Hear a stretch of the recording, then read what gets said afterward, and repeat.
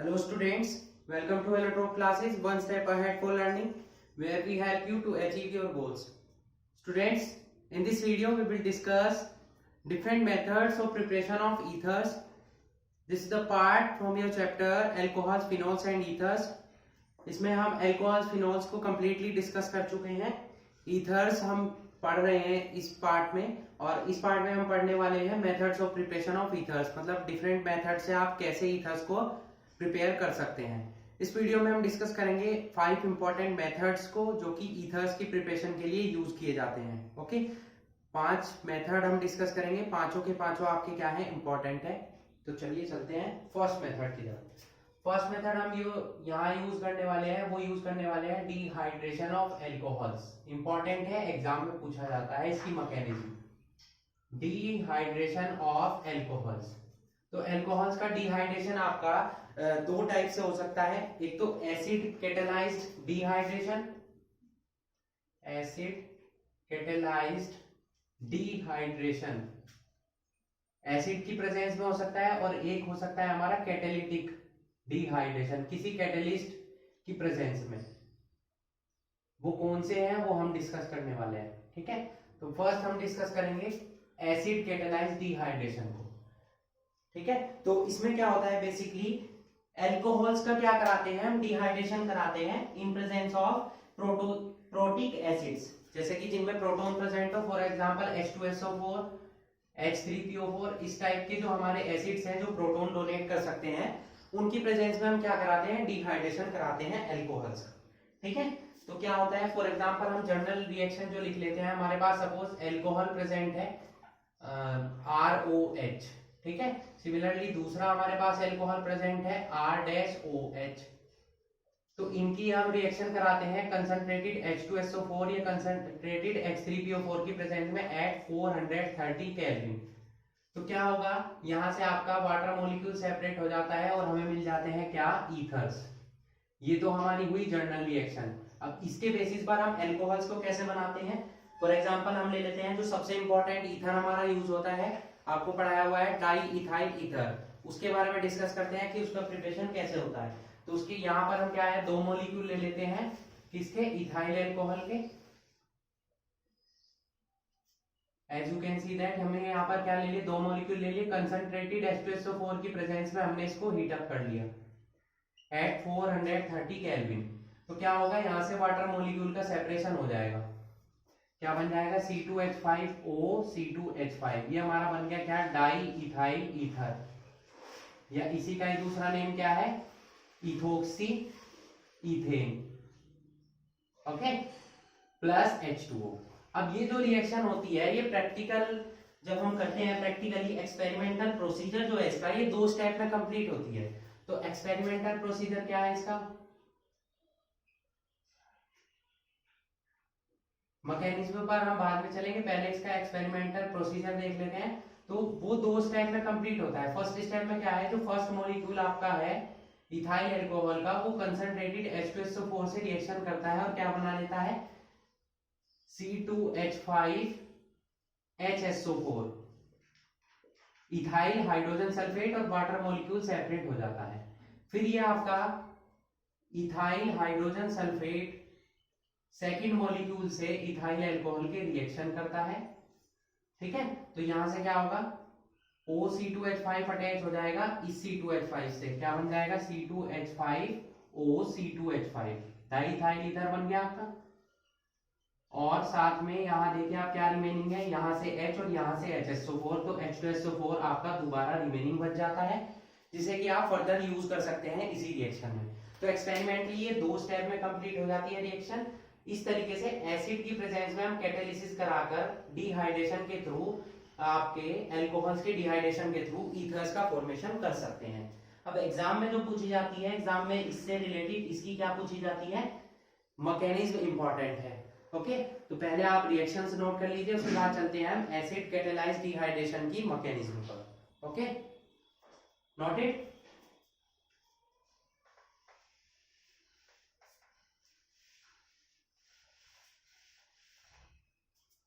Mechanism इसकी देख लेते हैं हम. मैकेनिज्म इसकी 3 स्टेप में कंप्लीट होती है। फर्स्ट स्टेप में होता है आपका क्या, protonation of alcohol. Second step में क्या होता है आपका, वो प्रोटोनेशन सेकंड स्टेप पर सेकंड मॉलिक्यूल पर अटैक करता है, मींस आपका न्यूक्लियोफिलिक अटैक होता है। ये जो एग्जांपल है हमारी न्यूक्लियोफिलिक सब्स्टिट्यूशन रिएक्शन का एग्जांपल है। और कौन सी न्यूक्लियोफिलिक सब्स्टिट्यूशन रिएक्शन का, बायोमोलिकुलर न्यूक्लियोफिलिक सब्स्टिट्यूशन रिएक्शन का, यानी कि SN2 का एग्जांपल है। ठीक है। और थर्ड स्टेप में आपका क्या होता है, थर्ड स्टेप में आपका लॉस ऑफ प्रोटॉन होता है इसमें। ओके, तो आइए देखते हैं इसकी मैकेनिज्म को। मैकेनिज्म में हम चलते हैं स्टेप 1 पर। स्टेप 1 में क्या होता है, प्रोटोनेशन ऑफ एल्कोहल। तो प्रोटॉन कहां से आता है, जो H2SO4 आप यूज कर रहे हैं वो डिसोसिएट होता है, क्या बनाता है, H पॉजिटिव और HSO4 निगेटिव।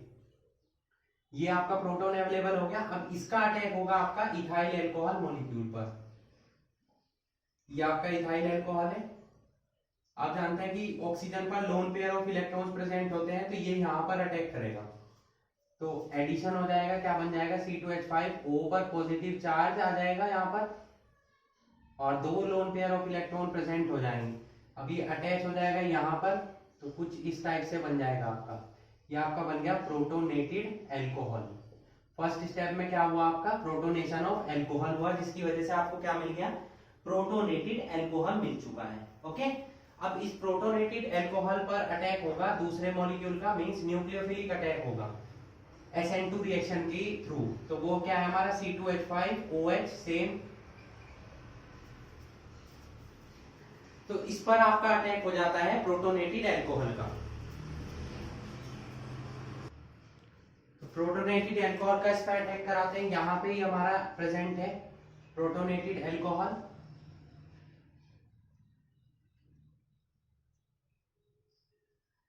ये हमारा SN2 रिएक्शन है, ये स्लो स्टेप है, और यही हमारा क्या है, रेट डिटरमाइनिंग स्टेप है।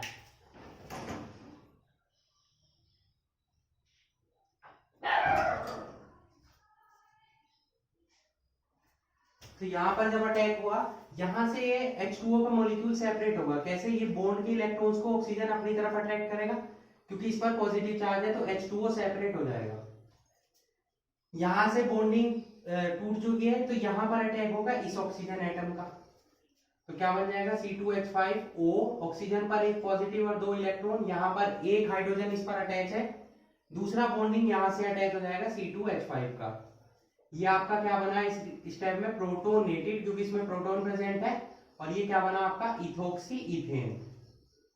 ये आपका इस पार्ट के लिए, और प्रोटॉन प्रेजेंट है तो प्रोटोनेटेड इथोक्सी इथेन इसका नेम हो गया। अब थर्ड स्टेप में क्या होगा, डीप्रोटोनेशन होगा। इसमें से प्रोटॉन को हमें रिमूव करना है, तो कैसे होगा, C2H5O, इसको हम नोट कर लेते हैं यहाँ पर। ठीक है, इसकी रिमेनिंग पार्ट क्या है हमारे पास, HSO4 निगेटिव। इसकी प्रेजेंस में क्या होगा, डीप्रोटोनेशन होगा। यहां से आपका H पॉजिटिव क्या हो जाएगा, सेपरेट। तो ये इलेक्ट्रॉन यहां शिफ्ट होंगे, तो H पॉजिटिव सेपरेट होगा, तो क्या बन जाएगा, H2SO4।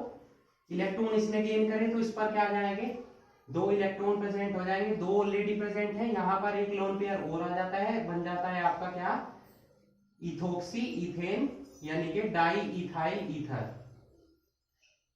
ठीक है, इस तरीके से आपका 3 स्टेप में, फर्स्ट स्टेप में क्या हुआ, प्रोटोनेशन ऑफ एल्कोहल, जिसके थ्रू आपको मिल गया प्रोटोनेटेड एल्कोहल। स्टेप 2 में क्या हुआ, प्रोटोनेटेड एल्कोहल पर सेकंड मॉलिक्यूल ने अटैक किया, और क्या मिला आपको, प्रोटोनेटेड इथोक्सी इथेन।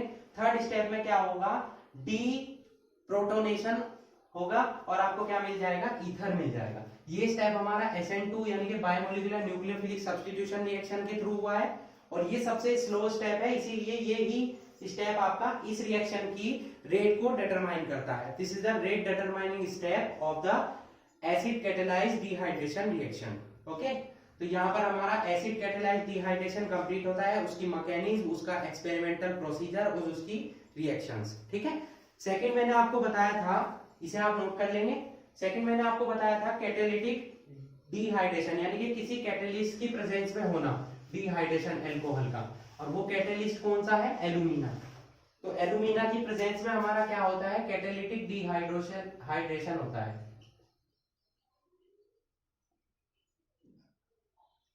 ठीक है, तो क्या होगा, C2H5OH प्लस C2H5OH, या अपोजिट करके नोट कर लेते हैं हम इसे। तो एल्यूमिना यानी कि Al2O3 की प्रेजेंस में होगा एट 532 केल्विन टू 523 केल्विन। यहां से वाटर मॉलिक्यूल सेपरेट हुआ, क्या बन जाता है आपका di ethyl ether.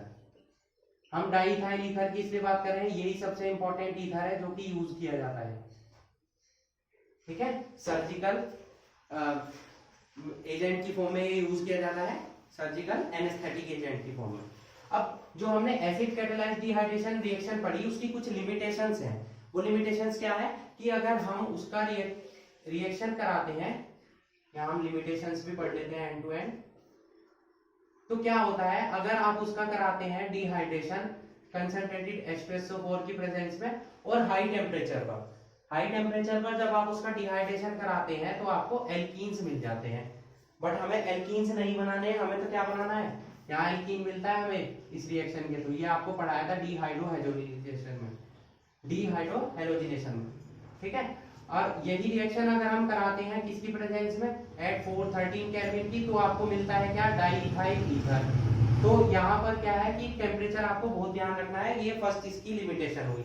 Second limitation क्या है कि इससे हम टर्शरी और सेकेंडरी अल्कोहल्स यहाँ पर यूज नहीं कर सकते, क्योंकि उनमें एल्कीन्स मिलता है एज अ मेजर प्रोडक्ट। हमें बनाना है ईथर, तो हम यहाँ पर टर्शरी और सेकेंडरी अल्कोहल्स का यूज नहीं कर सकते हैं। और थर्ड जो इसकी मेन है, थर्ड जब आप इससे रिएक्शन कराते हैं अलग अलग एल्कोहल्स की प्रेजेंस में, फॉर एग्जांपल एक एल्काइल ग्रुप अलग है दूसरा अलग है, तो आपको यहाँ पे मिक्सचर मिलता है। जैसे कि R1O R1 से अटैच हुआ, ऐसे ही R2O R2 से अटैच होगा, और R1 R2 एक दूसरे से भी अटैच होंगे। तो आपको क्या हुआ कि यहाँ पे ईथर्स का मिक्सचर मिला, ठीक है। तो इन सभी लिमिटेशंस को ध्यान में रखते हैं आपको कराना है एसिड डिहाइड्रेशन, कराना है आपको एल्कोहल्स का, एसिड कैटालाइज्ड डिहाइड्रेशन, ओके। तो यहाँ पर हमारा फर्स्ट जो मेथड था डिहाइड्रेशन ऑफ एल्कोहल्स वो कंप्लीट होता है। नेक्स्ट चलते हैं हम सेकंड मेथड पर, ओके। सेकंड हमारा मेथड है विलियमसन सिंथेसिस। इंपॉर्टेंट मेथड है, ईथर बनाने के लिए यूज किया जाता है। इसमें क्या होगा, आपका जो एल्कोहल प्रेजेंट होगा, पहले हम क्या करेंगे, उसकी रिएक्शन कराएंगे सोडियम या पोटेशियम से। उससे क्या होगा, हमें सोडियम या पोटेशियम साल्ट मिल जाएगा एल्कोहल का, मींस हमारा कन्वर्ट हो जाएगा वो एल्कोक्साइड में। तो एल्कोक्साइड ज्यादा रिएक्टिव होते हैं, फिर हम उनकी फर्दर रिएक्शन कराएंगे एल्काइल हैलाइड से, तो वो हमें ईथर मिल जाएंगे, ठीक है। ये मेथड इसलिए इंपॉर्टेंट है क्योंकि ये सिमेट्रिकल और अनसिमेट्रिकल दोनों ही ईथर्स बनाने में इंपॉर्टेंट है और यूज किया जाता है काफी। न्यूक्लियोफिलिक सब्स्टिट्यूशन का ही ये भी एग्जांपल है, ओके। बट क्या है, इसकी भी अपनी लिमिटेशंस है। ये भी हमारा टर्शरी और सेकेंडरी एल्काइल हैलाइड्स की को यूज करके ईथर्स के फॉर्मेशन नहीं किया जा सकता इस मेथड से भी। तो इस रिएक्शन में क्या होगा कि सबसे पहले आपको रिएक्शन करानी होगी एल्कोहल की सोडियम या पोटेशियम से, उसका सोडियम या पोटेशियम साल्ट बनाने के लिए, यानी कि एल्कोक्साइड बनाने के लिए, ठीक है। हाइड्रोजन गैस रिमूव हो जाएगी, हमारा बन गया क्या, सोडियम इथोक्साइड। फर्स्ट स्टेप ये हुआ। सेकंड स्टेप में क्या होगा, यही सोडियम इथोक्साइड आपका रिएक्शन करेगा एल्काइल हैलाइड से, ठीक है। तो यहाँ पॉजिटिव इस पर अटैक करेगा, तो क्या बन जाएगा, C2H5O C2H5 प्लस NaBr। इस तरीके से आपका बन गया क्या, डाई इथाइल ईथर, ठीक है। फर्स्ट रिएक्शन में आपने एल्कोक्साइड बनाया, सेकंड में एल्कोक्साइड की रिएक्शन कराई आपने एल्काइल हैलाइड से, तो आपको क्या मिल जाते हैं, ईथर्स मिल जाते हैं। लिमिटेशंस क्या है, लिमिटेशंस देख लेते हैं कि ये भी क्वेश्चन आपका पूछा जाता है एग्जाम में। क्या क्वेश्चन है, why tertiary halides are not taken in the Williamson synthesis. इसमें हम टर्शियरी एल्काइल हैलाइड क्यों नहीं लेते हैं, उसका मैं बता देता हूं आपको आंसर। तो अगर हम टर्शियरी एल्काइल हैलाइड ले लेते हैं, सपोज यहाँ पर ये हमने ले लिया टर्शियरी एल्काइल हैलाइड, जब हम इसकी रिएक्शन कराते हैं एल्कोक्साइड से, ठीक है, तो क्या होगा कि ये यहाँ पर नेगेटिव है यहाँ पॉजिटिव, तो इसमें बनते हैं आपके क्या, एल्कीन्स बन जाते हैं। तो क्या होगा, Na तो चला जाएगा Br के साथ, NaBr की फॉर्म में। ये आपका C2H5OH यहां से हाइड्रोजन को डिस्प्लेस करेगा, ठीक है, यहाँ से हाइड्रोजन गया, यहाँ से Br गया, तो इन दोनों के बीच डबल बॉन्ड बन जाता है। तो आपका क्या बन गई यहाँ पे एल्कीन्स का फॉर्मेशन हो गया। और वो हाइड्रोजन गया किसके साथ, C2H5OH के साथ। तो इसीलिए हम टर्सरी एल्काइल हैलाइड का यूज नहीं करते हैं क्या बनाने के लिए, ईथर्स बनाने के लिए, क्योंकि उनमें किसका फॉर्मेशन होता है, एल्कीन्स बनते हैं, उसमें ईथर्स नहीं बनते। बट अगर आप इसी रिएक्शन को थोड़ा सा पॉजिटिव कर दें तो इसकी हेल्प से भी हम क्या बना सकते हैं, ईथर्स बना सकते हैं। कैसे, यहाँ आप एल्काइल हैलाइड नहीं लेंगे, यहाँ आप टर्सरी एल्कोक्साइड ले लेंगे। फॉर एग्जांपल यहाँ मैं ये ले लेता हूँ CH3 ONA, तो मैंने इसके साथ अटैच कर दिया, और यहाँ पर C2H5 के साथ मैंने Br यानी के प्राइमरी एल्काइल हैलाइड ले लिया, क्योंकि प्राइमरी एल्काइल हैलाइड ईथर्स बनाने के लिए यूज किए जा सकते हैं। तो यहाँ क्या होगा कि यहाँ आपका Na चला जाएगा Br के साथ, NaBr की फॉर्म में, और ये आपका जो C2H5 है वो ऑक्सीजन के साथ अटैच हो जाएगा यहाँ। तो इस तरीके से आप देख सकते हैं कि टर्सरी एल्कोक्साइड की हेल्प से आपने क्या बना लिया, ईथर का फॉर्मेशन कर लिया। ओके, तो ये मेथड यहाँ यूज किया जा सकता है, लिमिटेशंस में कंक्लूड होगा, बट क्योंकि यहाँ पर हम टर्सरी एल्काइल हैलाइड को यूज नहीं कर सकते हैं। सिमिलरली अगर इसी सिंथेसिस की हेल्प से आपको क्या बनाना है, एल्काइल एराइल ईथर बनाने हैं, तो उसमें भी आपको क्या लेना होगा, सोडियम फिनोक्साइड बनाना होगा। तो सोडियम फिनोक्साइड की रिएक्शन कराएंगे आप किससे, एल्काइल हैलाइड से। उसका भी एग्जांपल देख लेते हैं, पहले आप इसे नोट कर लीजिए, नोट इट। उसका एग्जांपल मैं आपको बता देता हूं कि एल्काइल एराइल ईथर आप कैसे बना सकते हैं इसी रिएक्शन से, formation of alkyl aryl ethers.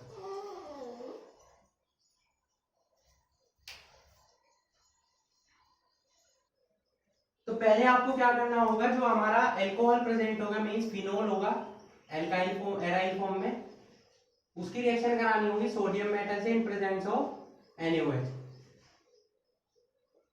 तो यहां पर आपका क्या बन जाएगा, सोडियम फिनोक्साइड बनेगा, क्योंकि Na यहां पर अटैक करेगा ये, ठीक है, और H2O सेपरेट हो जाएगा। ये आपका बन गया क्या, सोडियम फिनोक्साइड। अब ये सोडियम फिनोक्साइड की आप रिएक्शन कराएंगे प्राइमरी एल्काइल हैलाइड से, जैसे कि CH3Br ले लेते हैं हम यहाँ पर, ये नेगेटिव ये पॉजिटिव, NaBr हो जाएगा सेपरेट आपका, और ये अटैच हो जाएगा यहाँ पर OCH3। ये आपका क्या बन गया, मिथोक्सी बेंजीन, जो कि किसका एग्जांपल है, एल्काइल एराइल ईथर का एल्काइल ग्रुप है, एराइल ग्रुप है, इसे ही हम क्या बोलते हैं, एनीसोल। इंपॉर्टेंट है, अगर यहीं पर हम यूज कर लेते हैं C2H5Br, तो यहां पर आपका बेंजीन पर अटैच हो जाएगा क्या, OC2H5। यही हमारा क्या है, इथोक्सी बेंजीन, और इसे ही हम क्या बोलते हैं, फेनिटोल। इंपॉर्टेंट ईथर है। ओके, तो इस तरीके से आप विलियमसन सिंथेसिस की हेल्प से नॉर्मल एल्काइल ईथर्स भी बना सकते हैं और एल्काइल एराइल ईथर्स भी बना सकते हैं। ओके, लिमिटेशंस आपको ध्यान रखनी होगी। यहां हमने सेकंड मेथड पढ़ लिया, विलियमसन सिंथेसिस। दोनों ही इंपॉर्टेंट है मेथड। फर्स्ट जो आपको डिहाइड्रेशन ऑफ एल्कोहल्स करना है, और सेकंड ये विलियमसन सिंथेसिस। थर्ड मेथड पर चलते हैं हम।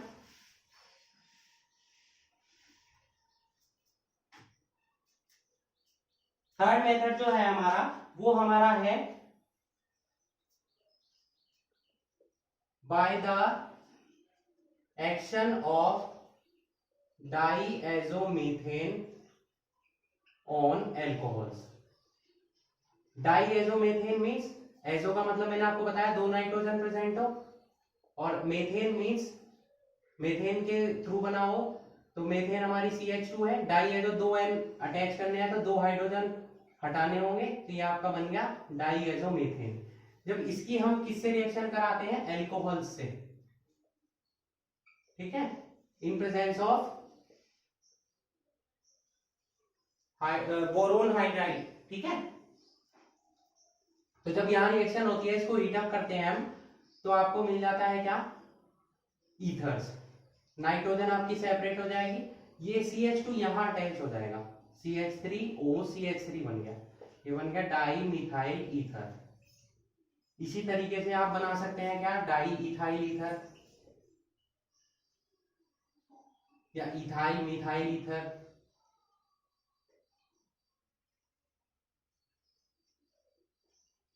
C2H5OCH3, ये बन गया क्या आपका इथाइल, इथाइल ग्रुप है और मिथाइल ग्रुप है, तो इथाइल मिथाइल ईथर। इथाइल पहले आएगा क्योंकि अल्फाबेटिकली ये पहले आता है, ये मैंने आपको नोमेनक्लेचर में सिखाया था।